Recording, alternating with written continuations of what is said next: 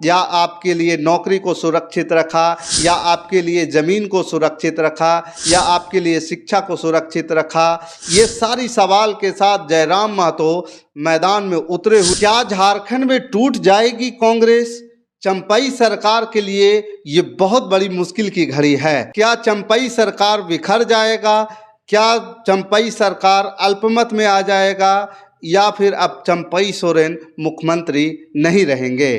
झारखंड सरकार के कैबिनेट विस्तार के बाद एक बार फिर से राजनीति गर्म हो गई है।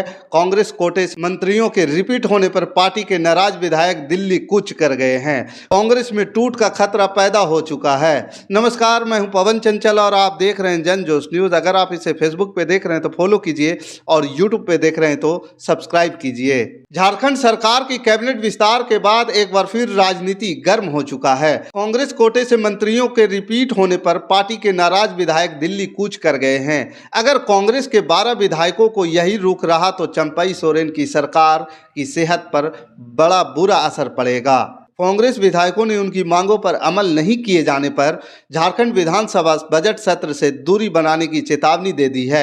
अगर विधायक सदन में नहीं रहेंगे तो सरकार को शुरुआत में ही अनुपूरक बजट और उसके बाद 2024-25 के बजट को पास कराने में पर्याप्त संख्या बल नहीं होने से समस्या हो सकती है।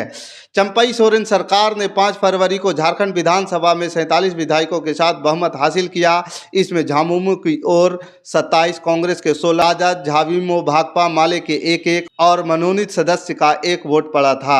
झामुमो विधायक रामदास सोरेन अस्वस्थ होने के कारण वोट नहीं डाल सके थे। सरकार के पास बहुमत के 35 से 36 विधायक का ही समर्थन बच पाएगा। विपक्ष के पास भाजपा के 25 में से 24 विधायक, आजसू के 3, बाबूलाल मरांडी, निर्दलीय सरयू राय व अमित यादव का समर्थन है। इधर झामुमो से विधायक बैद्यनाथ महतो को मंत्री पद की शपथ के लिए बुलाकर शपथ ग्रहण नहीं करवाया गया, जिससे वे नाराज चल रहे हैं। जबकि विधायक लोबिन हेम्ब्रोम पहले से पार्टी से नाराजगी जताते रहे हैं। ऐसे में अनुपूरक बजट से लेकर अन्य किसी में वोटिंग की प्रक्रिया होने पर सत्ता पक्ष में सभी की उपस्थिति अनिवार्य होगी।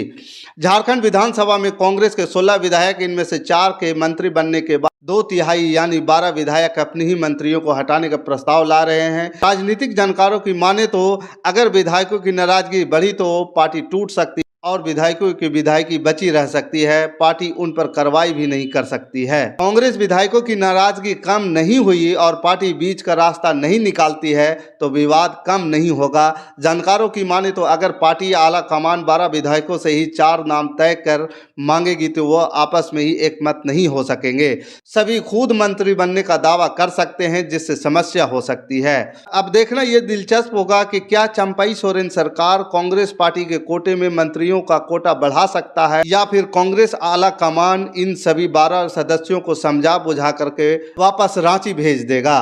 अब देखना यह भी दिलचस्प होगा कि एक तरफ कांग्रेस चंपई सोरेन का टांग खींच रहा है, दूसरी तरफ जयराम महतो सरकार के खिलाफ मोर्चा खोल रखा है। एक तरफ चंपई सरकार खुद के गठबंधन में उलझे हुए हैं, दूसरी तरफ जयराम महतो जनता के बीच जाकर शेर की तरह दहाड़ रहे हैं और जनता से सीधे सवाल कर रहे हैं कि जिन्होंने आपके ऊपर राज किया उन्होंने आपके लिए क्या किया? क्या आपकी रोटी, कपड़ा, जल जंगल को बचा करके सुरक्षित रखा, या आपके लिए नौकरी को सुरक्षित रखा, या आपके लिए ज़मीन को सुरक्षित रखा, या आपके लिए शिक्षा को सुरक्षित रखा? ये सारी सवाल के साथ जयराम महतो मैदान में उतरे हुए हैं और लोकसभा की जोरदार तैयारी भी कर रहे हैं और जगह जगह से और अलग अलग क्षेत्रों से अपनी प्रत्याशी भी उतार रहे हैं।